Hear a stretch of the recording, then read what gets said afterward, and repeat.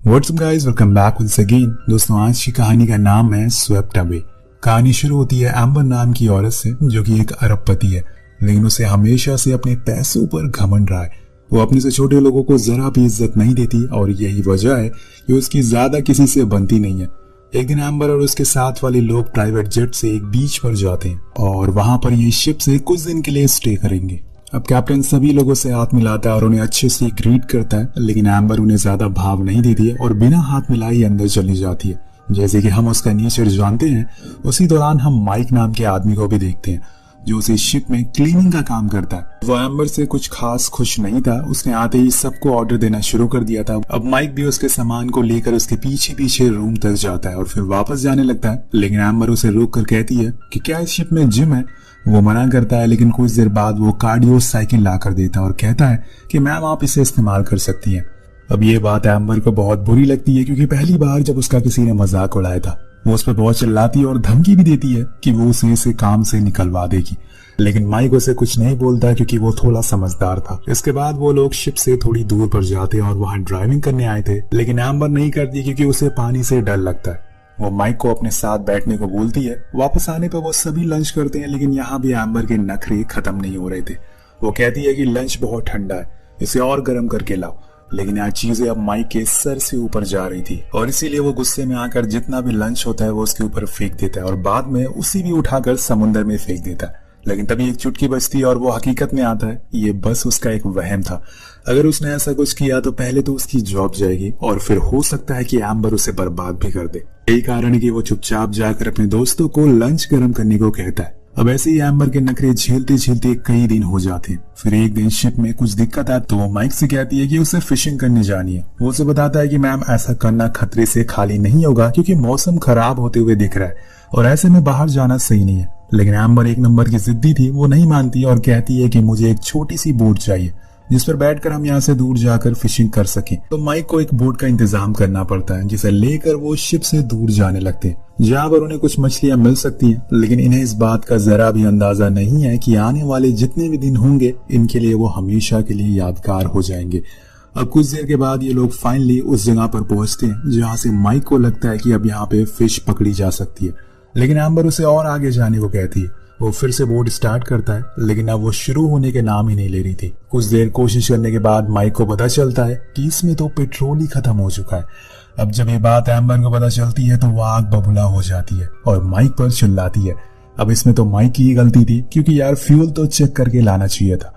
लेकिन वो कहता है कि इसमें मेरी कोई गलती नहीं है, इसमें तुम्हारी गलती है। मैंने तुमसे पहले ही कहा था कि मुझे कुछ सही नहीं लग रहा है, हमें वापस जाना चाहिए, लेकिन तुमने मेरी बात नहीं सुनी और अब भुगतो। अब यहाँ वो चुप रहने का नाम ही नहीं ले रही थी, इसलिए माइक खुद ही चुप हो जाता है और साइड में जाकर बैठ जाता है। कुछ देर बाद एम्बर का गुस्सा शांत होता है तो वो उसे बताता है कि हमारे पास अब कोई रास्ता नहीं है सिवाय किसी शिप के इंतजार करने के, अब जो कि इस बोट पर पैडल भी नहीं है जिससे कि हम थोड़ी दूर वापस जा सके। अब वो दोनों उसी जगह पर बैठ जाते हैं और अब उनके पास इंतजार करने के अलावा कोई चारा नहीं है। ऐसे ही करते करते रात हो जाती है और फिर सुबह, लेकिन कोई फायदा नहीं होता। दोनों ऐसे ही बीच समुद्र में अपनी छोटी सी बोट पर बैठे रहते। अब इन्हें यहाँ पूरे 6 दिन बीत चुके हैं पर कोई मदद के लिए नहीं आया। इन्होंने कई दिनों से कुछ खाया भी नहीं है। जो भी खाने का सामान था एम्बर अपने साथ लाई थी वो तो कब का खत्म हो चुका है। लेकिन जैसे जैसे दिन बीत रहे हैं इन लोगों की दिक्कतें बढ़ती जा रही थी। इसी वजह से एक दिन एम्बर गुस्से में उठती है और माइक पर ही चिल्लाने लगती है। तभी उसे एक बंदूक मिल जाती है, पर उसे लगता है कि ये किसी तरह की फ्लेयर है, इसलिए वो चलाने लगती है। लेकिन माइक उसे बताता है कि जो तुम ये समझ रही हो वो चीज नहीं है, लाओ मुझे वापस कर दो। और इसी हाथापाई में गोली चल जाती है जो सीधा बोट पर लगती है, जिससे अब धीरे धीरे इनकी बोट की हवा निकल रही है, जिसकी वजह से एक हिस्सा पानी में डूबने लगा है। वेल, अभी तक इनकी मुसीबतें कम थी, ये और आ गई थी। उसी रात तेज बारिश होती है और तूफान भी आता है। दोनों उस बोट को पकड़कर जैसे तैसे सरवाइव कर लेते हैं। जब सुबह होती है तो उनकी किस्मत चमक चुकी थी, क्योंकि सामने एक आइलैंड था। फाइनली दोनों बोट को हाथ पैर मारते हुए उस आइलैंड तक पहुंचते हैं। लेकिन वहां पहुंचते ही माइक कहता है कि अब एडवेंचर खत्म हुआ। तो एम्बर कहती है कि हाँ, अब तुम्हारा एडवेंचर शुरू होगा, क्योंकि जब मेरा लॉयर तुम्हें जेल भेजेगा। लेकिन अब माइक को पता था कि यहाँ से निकलना इतना आसान नहीं है। पहले तो इन्हें लगता है कि जरूर इस आइलैंड पर कोई होगा, लेकिन थोड़ा छानबीन करने के बाद इन्हें पता चलता है कि ये बुरी तरह से एक डिजर्ट आइलैंड पर फंस चुके हैं। एम्बर का ऐसा बर्ताव देखकर वो उसे वहीं छोड़कर अपने रास्ते निकल जाता है और कहता है तुम्हें मेरे से ज्यादा दिक्कत है ना, तो आज से हम लोग अपने अपने रास्ते निकल जाते हैं। वही माइक अब उस आइलैंड पर कुछ हेल्पफुल चीजें ढूंढने लग जाता है जिससे कि उसका थोड़े दिन तो गुजारा हो जाए। शुरुआत में उसे कुछ नहीं मिलता, लेकिन कुछ ही देर बाद उसे एक झोपड़ी मिल जाती है और कुछ बॉटल्स भी, जो किसी इंसान की थी, शायद पहले यहाँ पर वो भी फंसा हो।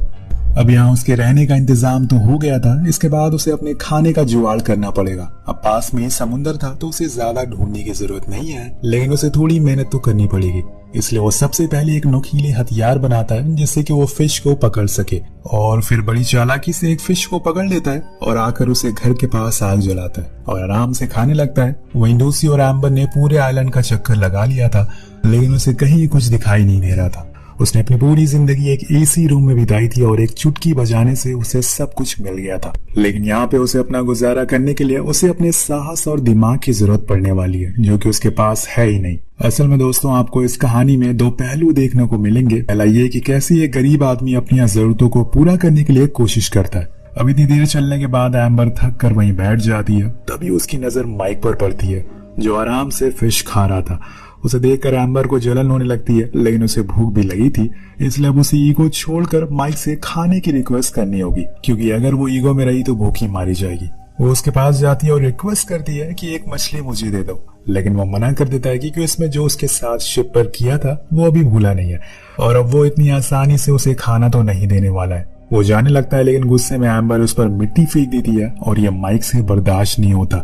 वो सीधा एक उसे चाटा जड़ देता और कहता है कि अगर तुम्हें खाना चाहिए तो मेरी कुछ शर्तें हैं जो तुम्हें माननी होंगी। पहली शर्त कि तुम दोबारा मेरी बेइज्जती नहीं करोगी। दूसरी, यहाँ बॉस मैं हूँ, अगर तुम्हें कुछ चाहिए तो तुम्हें उसे कमाना होगा। तीसरा ये कि अब से तुम मेरे सारे कपड़े धोगी और मुझे मास्टर कहकर पुकारोगी।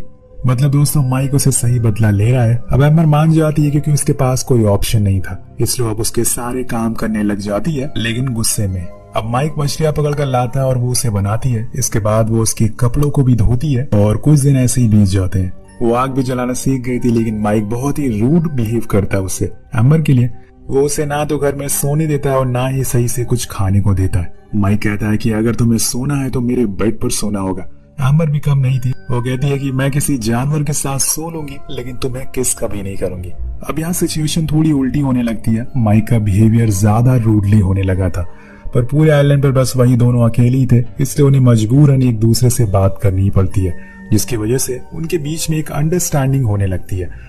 एक दिन दोनों ऐसी ही मछलियां पकड़ रहे होते हैं, उसी दौरान माइक उसके करीब आ जाता है और कहता है, अब वो अपनी सारी हदों को पार कर देता है और उससे बदतमीजी करने लगता है, लेकिन फिर रुक जाता है क्योंकि माइक को यहाँ पर एम्बर से सच्चा प्यार हो गया था। वो बस दिखाना चाहता था कि ईगो हर किसी में होता है, लेकिन अपना ईगो, अपने घमंड को अपने नीचे वाले लोगों पर नहीं निकालना चाहिए।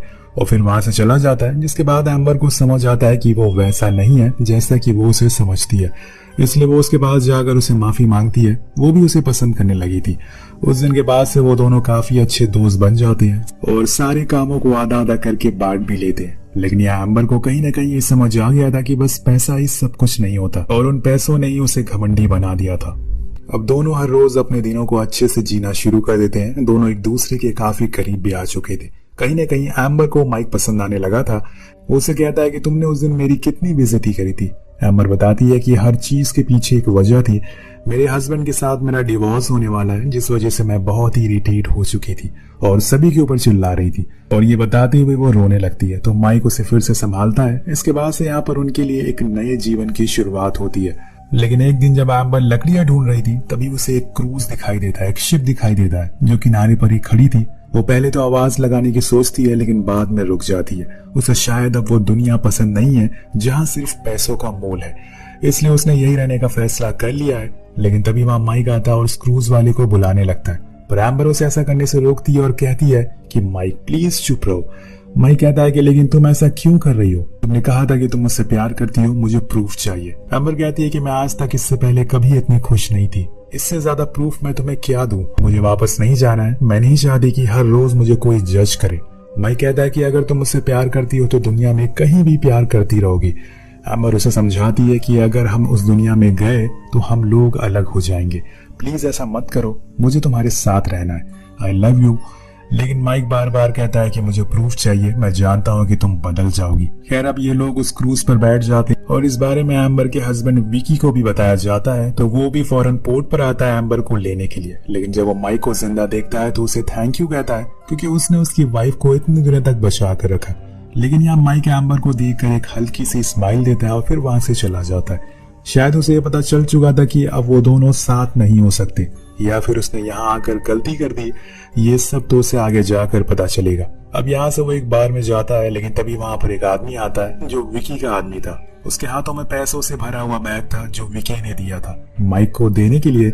ये एक तरीके का इनाम था, क्योंकि उसने उसकी वाइफ की जान बचाई थी। लेकिन माइक उस आदमी को धक्के मार कर वहां से भगा देता है, लेकिन वो आदमी बैग वहीं छोड़ देता है। और जब माइक उसके खोलता है तो उसमें पैसे भरे हुए थे, जिसे लेकर वो जाने लगता है। पर बीच में उसकी नजर एक शॉप पर पड़ती है जहाँ पर काफी सारी एक्सपेंसिव रिंग थी। माइक उन्हीं पैसों से एक रिंग लेता है, यानी कि उसने फैसला कर लिया है कि वो एम्बर से शादी करके रहेगा। और इसीलिए वो उसे कॉल लगाता है। एम्बर से कहता है कि मैं तुम्हें बहुत मिस कर रहा हूँ। वो कहती है कि तुमने जो भी फैसला लिया है मैं वो करने को तैयार हूँ, बस वो हमारे लिए सही होना चाहिए। अगर तुम चाहते हो कि हम दोनों साथ रहें तो एक लेटर लिखो, मेरे होटल के रिसेप्शन पर छोड़ दो एम्बर के नाम से। तो वो मान जाता है और फिर वो उस लेटर में लिखता है कि मैं तुम्हारा कोस्ट गार्ड पर वेट करूंगा। जैसे ही तुम्हें ये लेटर मिले अपना सामान लेकर यहाँ आ जाना। जिसके बाद हम लोग ये सब छोड़कर लंदन चले जाएंगे और अपनी नई जिंदगी की शुरुआत करेंगे। अब वो उस लेटर को रिसेप्शन पर छोड़ देता है, लेकिन उसकी किस्मत शुरू से ही खराब थी, क्योंकि सुबह एम्बर से पहले वहाँ विकी आ जाता है और वो रिसेप्शन पर पड़े हुए लेटर को देख लेता है और सब कुछ समझ जाता है कि आखिर इतने दिनों तक वहाँ पर चला क्या था। इसलिए वो उसी समय एम्बर से कहता है कि चलो हमें न्यूयॉर्क के लिए निकलना है। उसे तो पता था कि माइक ने उस लेटर को लिखा होगा, लेकिन अभी तक वो आया क्यों नहीं, इसी सोच में वो डूबी रहती है। पर कुछ ही देर बाद वो चॉपर में बैठ जाते हैं और तभी भागते हुए एक लड़का आता है। उसके हाथ में एक लेटर था जो एम्बर के लिए था। वो जब उसे खोलती है तो वह असल में माइक का लेटर था, जिसमें लिखा था कि मैं तुमसे कोई प्यार नहीं करती, वो जो कुछ उस आइलैंड पर हुआ था वो बस एक टाइम पास था। लेकिन रुकिए दोस्तों, जरा ये लेटर असल में माइक ने नहीं बल्कि विकी ने लिखा है, और उसने उस लड़की से एम्बर को देने को कहा था, जिससे कि उसे ये लगे कि माइक उसे कभी प्यार ही नहीं करता और उसे धोखा देना चाहता है। और यहाँ एम्बर को इस बात पर यकीन हो जाता है कि माइक सच बोल रहा है, उस लेटर में जो भी लिखा है वो सच है। वो पूरी तरह से टूट जाती है। लेकिन वहां दूसरी ओर जब माइक को पता चलता है कि एम्बर न्यूयॉर्क जाने वाली है, उसे ये लगने लगा था कि शायद वो उसे प्यार ही नहीं करती, लेकिन वो उसे एक आखिरी बार देखना चाहता था। इसलिए वो भागते हुए उसके पास जाता है, पर तब तक उसके प्यार उसकी एम्बर जा चुकी थी। वो चीखता है, चिल्लाता है, लेकिन एम्बर नहीं रुकती और उसकी नजरों से दूर हो जाती है। वो उसकी तरफ वही रिंग फेंकता है, पर वो जाकर समुंदर में गिर जाती है और दोनों की कहानी अधूरी रह जाती है। दोनों पूरी उम्र इसी सवाल में जीते रहेंगे और फंसे रहेंगे कि आखिर उसने ऐसा क्यों किया। इसीलिए कहते हैं कि समय का कोई भरोसा नहीं है, कब वो आपके दुश्मन को आपका हमसफर बना देगा और कब आपके चाहने वालों को आपका दुश्मन। इन दोनों के साथ भी वही हुआ। इन्होंने कभी नहीं सोचा था कि इस तरह से इनकी कहानी का अंत होगा। तो आपको इनकी कहानी कैसी लगी नीचे कमेंट करके जरूर बताओ और मिलते हैं आपसे अगली वीडियो में। Thank you so much watching. Piece.